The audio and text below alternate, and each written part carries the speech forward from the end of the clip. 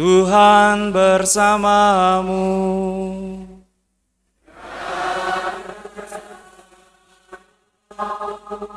Inilah Injil suci menurut Matius.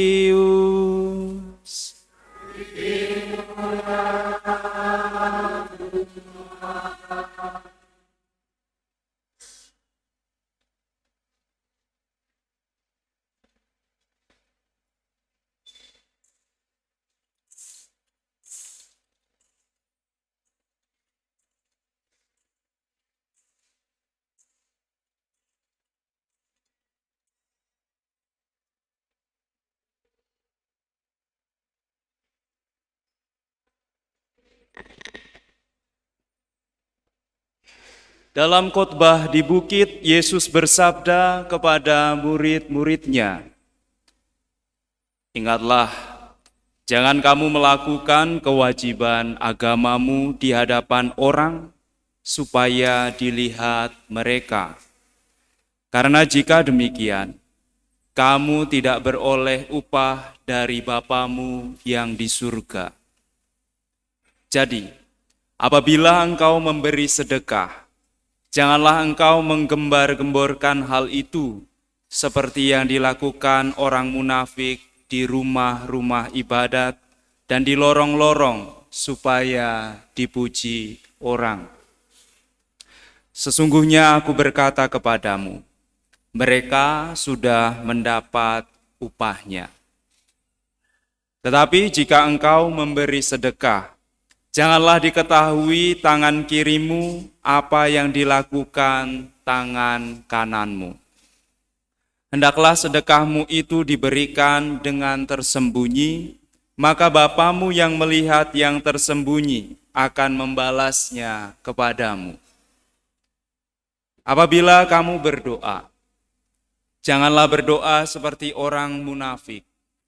Mereka suka mengucapkan doanya dengan berdiri dalam rumah-rumah ibadat dan pada tikungan-tikungan jalan raya, supaya mereka dilihat orang. Sesungguhnya aku berkata kepadamu, mereka sudah mendapat upahnya. Tetapi jika engkau berdoa, masuklah ke dalam kamarmu, tutuplah pintu, dan berdoalah kepada Bapamu yang ada di tempat tersembunyi. Dengan demikian, Bapamu yang melihat yang tersembunyi akan membalasnya kepadamu. Apabila kamu berpuasa, janganlah muram mukamu seperti orang munafik. Mereka mengubah air mukanya supaya orang melihat bahwa mereka sedang berpuasa. Sesungguhnya aku berkata kepadamu, mereka sudah mendapat upahnya. Tetapi apabila engkau berpuasa, minyakilah kepalamu dan cucilah mukamu, supaya jangan dilihat oleh orang bahwa engkau sedang berpuasa, melainkan hanya oleh Bapamu yang ada di tempat tersembunyi. Maka Bapamu yang melihat yang tersembunyi akan membalasnya kepadamu."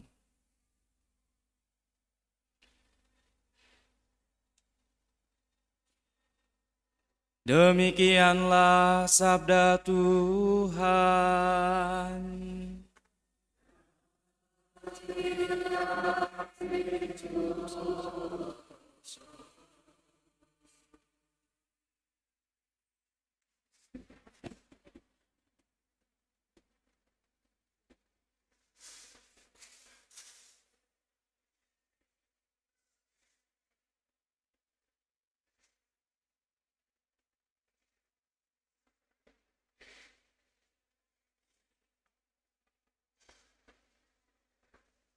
Para suster, saudara-saudari, dan adik-adikku yang terkasih dalam Tuhan, sore hari ini kita berhimpun dalam perayaan Hari Rabu Abu, mengawali masa retret agung kita, masa pantang dan puasa, masa prapaskah kita diawali hari ini dan ditandai dengan istimewa dengan penandaan abu di dahi kita masing-masing. Sebelum misa saya sempat melihat beberapa status WhatsApp dan Instagram, tapi bukan stalking, hanya melihat saja. Dan saya bersyukur bahwa tidak banyak teman-teman yang ada di kontak saya yang mengupload dahinya diabui tanda salib ya. Ada dua kemungkinan. Kemungkinan yang pertama, pesan Injil hari ini sungguh masuk ke dalam hati teman-teman saya itu yang ada di WhatsApp dan Instagram. Ingatlah, jangan sampai kamu mengamalkan kesalehanmu di depan umum supaya dilihat. Ya, supaya dapat api gitu kan. Kalau di-upload di TikTok, makin banyak apinya. Jangan sampai kamu mengamalkan kesalehanmu di depan umum supaya dilihat. Karena jika demikian, kamu tidak memperoleh upah dari Bapamu di surga. Aduh Romo, padahal saya setelah ini mau upload nih. Padahal sudah cari angle kamera yang paling cantik dan paling tampan. Waduh, nggak boleh ya Romo, bukan begitu. Saya lanjutkan. Kalau ikut Rabu Abu hanya mau memenuhi kebutuhan posting, ya nanti 40 hari ini pasti tidak akan bermakna. Tetapi ada kemungkinan kedua, ekstrim yang kedua. Atau saking tidak mau pamernya, dalam tanda kutip, ya tidak melakukan apa-apa. Bahkan tidak ikut Rabu Abu. Umat kita ada 7.000 orang dengan misa Rabu Abu 2 kali, harusnya sampai ke sekolah. Tetapi saya positive thinking saja, mereka Rabu Abu di gereja lain. Ya, itu ada dua kemungkinan. Yang satu narsistik, Rabu Abu nanti foto, ya. Atau yang kedua, saking tidak narsisnya sampai tidak ke gereja. Nah, tapi setidaknya yang hadir di sini bijaksana karena ada di tengah-tengahnya itu. Belum sempat ngupload kan, karena belum diabui. Waduh, terus bagaimana Romo? Boleh update status, tetapi bukan didasari hati yang ingin dipuji. Wah, sudah masuk masa prapaskah nih, wah bertobat nih. Dikasih abu itu bukan tanda bertobat. Dikasih abu itu tanda ikut Rabu Abu. Tanda bertobat itu nanti yang bacaan Injil kita dengarkan. Boleh update status, tetapi jangan mencari pujian. Kalau mau amannya, mau tahu caranya, update-lah dahi yang diabui pasangan tercintamu, sahabatmu, atau anakmu di statusmu. Jadi bukan kamu, tetapi orang-orang yang kamu cintai yang hari ini ikut menandai dirinya memulai masa prapaskah. Tetapi jangan janjian, aku upload kamu upload aku ya. Aduh, sama aja bohong. Sama aja itu mah. Tanpa mengharap kamu diupload oleh mereka. Uploadlah pasanganmu, suamimu, istrimu, anakmu, cucumu, kakekmu, ya, tantemu. Tapi jangan berharap diupload kembali. Para suster, saudara-saudari, dan adik-adikku yang terkasih dalam Tuhan, masa prapaskah 40 hari pantang puasa diawali Rabu Abu ini sungguh-sungguh menyatakan apa yang disampaikan oleh Santo Paulus, Rasul Paulus dalam bacaan Korintus 2. Apa dikatakan? Waktu ini adalah waktu yang tepat, waktu yang berkenan, dan waktu penyelamatan kita. Romo, bukannya semua hari itu baik, semua hari kita bisa bertobat. Iya, benar. Tetapi masa ini adalah masa yang paling berahmat untuk memperbaiki diri dan untuk bertobat. Jangan hanya menjadi seremonial, dahi kita diabui, tetapi hati kita tidak sungguh-sungguh menyadari kerapuhan dan kerendahan diri kita. Memang masa ini adalah masa rahmat. Kalau semua hari sama saja, buat apa ada masa Prapaskah? Ada masa-masa yang khusus karena memang ada waktu rahmat yang dikhususkan, sama seperti yang dikatakan Paulus dalam bacaan kedua. Dan kita bersyukur lagi, double masa rahmat. Masa rahmat ini kita jalani juga di dalam masa Yubelium, tahun Yubelium biasa. Dan masa rahmat ini oleh Rasul Paulus disebut sebagai masa pendamaian diriku dengan Allah dalam nama Kristus di dalam pesiarahan pengharapan.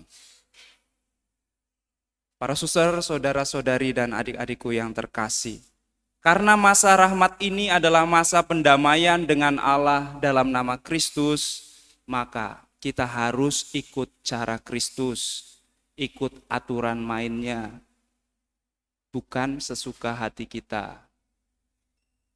Bahkan ada yang orang punya keyakinan, urusan pertobatan keselamatan itu urusan saya dengan Allah. Ngapain harus lewat romo, mengaku dosa, ngapain harus puasa, pantang. Pokoknya saya percaya saya diampuni, saya diampuni. Bohong itu. Itu setan yang ngomong di dalam hatimu. Harus ikut cara Kristus, dan itu kita dengarkan dalam Injil hari ini. Ada 3 hal pokok yang harus kita lakukan di masa rahmat ini. Tetapi sebelum melakukan itu, ingat pengantar homili saya tadi, kalau datang hanya mau upload atau upload untuk kepuasan hati, jangan. Maka 3 hal pokok dalam masa Prapaskah ini, kalau kita lakukan untuk memuaskan hati kita, itu akan sia-sia. Maka pertobatan, 3 hal pokok yang kita lakukan dalam masa Prapaskah harus kita lakukan dengan hati yang tulus murni, seperti yang diingatkan Nabi Yoel dalam bacaan pertama. Koyakkanlah hatimu dan jangan pakaianmu. Jangan hanya luarannya saja. Koyakkanlah hatimu artinya adalah melakukan retret agung selama 40 hari ini dengan hati yang menyesal. Dengan hati yang menyesal dan terbuka, karena kita selama ini keras pada kasih Allah dan keras pada sesama kita. Karena hati yang keras, kita tidak membiarkan Allah masuk dalam diri kita, kita enggan membiarkan hidup sesama kita dalam tanda kutip mengganggu kenyamanan diri kita. Maka di masa Prapaskah ini, koyakkanlah hatimu yang keras itu, bukalah supaya Allah dan sesama bisa masuk. Bukalah hatimu di masa tobat ini, biarkan Allah masuk, biarkan sesamamu dengan segala kesusahan dan kesulitannya masuk ke dalam hatimu. Dan ketika mereka masuk ke dalam hatimu, kita akan tergerak untuk memberi diri, keluar dari kenyamanan diri, keluar dari hati kita yang keras, dan karena ini masa Yubelium, kita keluar menjadi teman seperjalanan bagi mereka. Para suster, saudara-saudari, dan adik-adikku yang terkasih, bukalah hatimu, biarkan sabda Allah lebih banyak masuk, dan dari hati yang penuh sukacita Injil akan keluar doa-doa yang tulus. Ini yang kedua. Yang ketiga, bukalah hatimu, soliderlah dengan mereka yang paling miskin dan paling lemah. Untuk itulah kita berpantang dan berpuasa. Bukan sekedar tidak makan. Puasa sekedar tidak makan untuk dipuaskan di hari setelah tidak puasa. Bukan itu. Masa puasa dan pantang kita dihidupi dalam semangat sosial. Kita mengurangi makan untuk menyisihkannya bagi karya, aksi, puasa pembangunan, dan kita memberikannya kepada mereka yang membutuhkan. Dengan demikian, tobat kita bukan hanya urusan kita dengan Allah saja, tetapi juga urusan kita dengan sesama kita. Dan yang terakhir, mungkin tanpa harus mengupload, lakukanlah dengan hati yang bertobat, dan dengan demikian Allah akan menjamin keselamatan kita dan Allah akan menerima pertobatan kita. Mari kita rayakan retret agung masa Prapaskah ini, yang pertama dengan bertobat, yang kedua dengan berbagi, yang ketiga dengan berdoa, dan yang keempat dengan berpantang dan berpuasa dengan hati yang tulus. Semoga Tuhan mendampingi retret agung kita ini. Amin.